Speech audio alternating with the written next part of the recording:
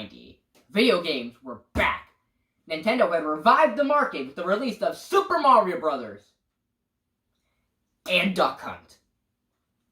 With their innovative gameplay, stunning graphics, and great capabilities, and Duck Hunt, Nintendo has single-handedly revived an entire genre. But this was a monopoly. Nobody could contest the king. Nintendo even said it themselves. We are Nintendo. We transform us. You cannot beat us. Someone had to step up to the challenge. Someone had to do what Nintendo don't. Genesis does. 16-bit arcade graphics. You can't do this on Nintendo. Genesis does. 16-bit sports action. You can't do this on Nintendo. Genesis Does. Genesis Does. Genesis Does. Genesis Does. Genesis does. What Nintendo?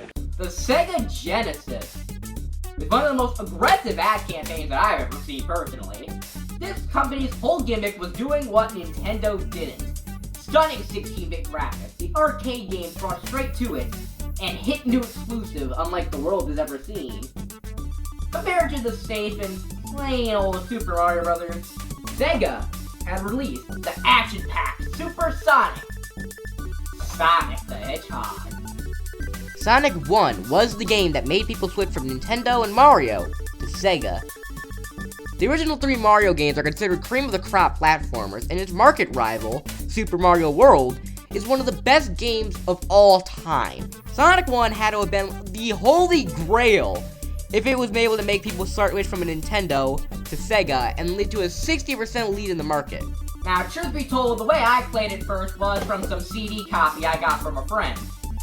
So, in regard to that, I'm going to be sticking with playing the good old version that we all know and love today. Sonic on the Sega Genesis. Not for resale. The fuck does that mean?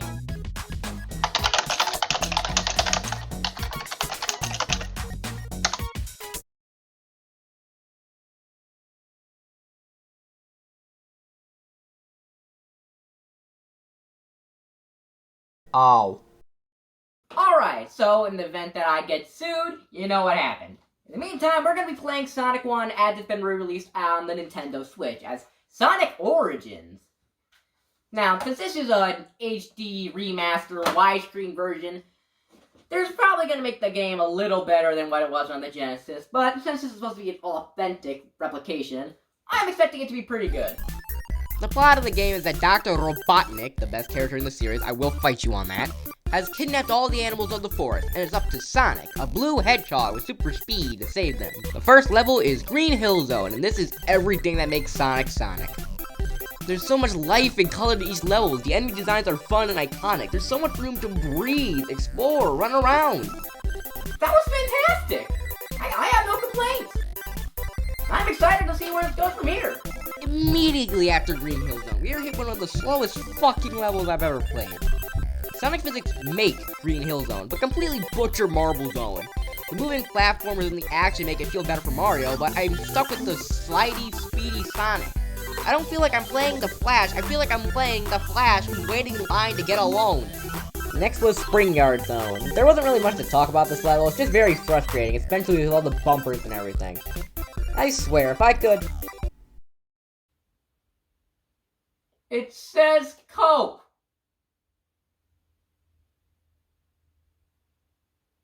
The game is telling me to cope!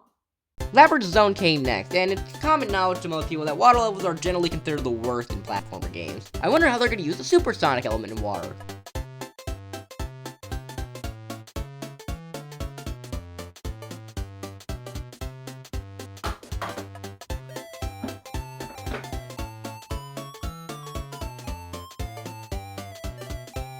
Can't swim.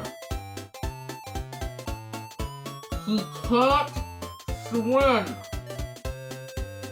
The supersonic hedgehog, who runs faster than the speed of light, is the answer to Nintendo's Mario. Can't swim! This whole level is just Marble Zone, but underwater. Because now you got the same wacky physics and the same platforming peril, and now it's all laggy and underwater. And don't get me even started on the breathing mechanic. Sonic will drown if he's in the water for too long, and you have to stop at bubble stations for air. Now here's the thing. The bubbles come at random intervals, so you can just be waiting around for God knows how long for bubbles to come up, and you just die because the bubbles wouldn't spawn. And the boss here is just the worst. You chase Robotnik through a tight space while the spikes and fire as the water rises. And so you're actively hunting Robotnik in a tight space filled with more platforming and crap literally everywhere as the water rises. And if you're caught in the water, you're fucked. This is one of the most frustrating water levels I've seen in any video game. And this was the Nintendo killer. Starlight Zone is another level, alright. It had a unique gimmick, sure, but otherwise there wasn't really much to this level besides the fact that Sonic the Hedgehog can outrun a desk fan. So much for the fastest thing alive. Scrap Brain Zone wants me to scrap my brain. The first level is alright, but the second level are filled with so much strenuous shit, it is insanity. Everywhere you go, you'll get hit and zapped and trapped, and half the time it's a completely random spot. So even if you did do literally everything right, you're still dead. So no matter what you're doing, you're just running into nonsense after nonsense after nonsense. Even if you get everything right, there are just so many things that you couldn't possibly know upon your first time playing. There's no warning, no insight. You just have to take everything one step at a time. Which would be fine for anybody else, but for Sonic the Hedgehog, it's a pain in the ass. Plus there are these weird bolt thingies that you have to use to get past one of the levels, and it's practically impossible. God dang it! And after all of that bullshit, after everything this game made us go through, you wanna know what the final challenge is. The big bad battle against Dr. Ivo Robotnik. The final challenge.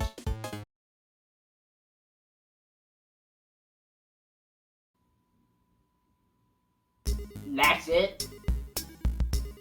After all I went through, that's it? My grand challenge is just... Well, the boss fights beforehand were harder. His grand plan to stop him is just to step on him? Who does he think he is, Mr. Krabs? And also, if you jump when he's trying to squish you, you won't take damage. So even if you're about to die, just jump and you'll be fine. I defeated this on my second try and only died on the first try because I saw you couldn't die. When you beat the game originally, you get the bad ending. If you have 50 rings at the end, you can enter special stages to win a Chaos Emerald and get the good ending. Can't believe it. I legitimately cannot believe it. This was the answer to Mario? In the same year, Super Mario World released, and that's still regarded as one of the greatest games of all time.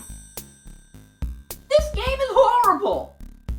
Like, yeah, I love Green Hill Zone, but everything just went downhill zone from there!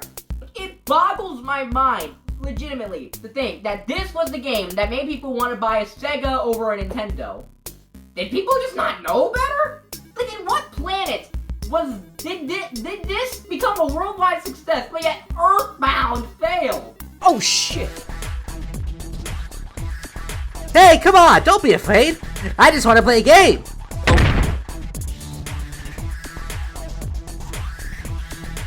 Take it back, I don't want it. You piece of...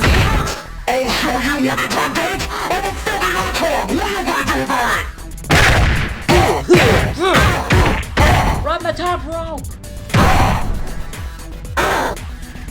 Can't handle fans, can ya?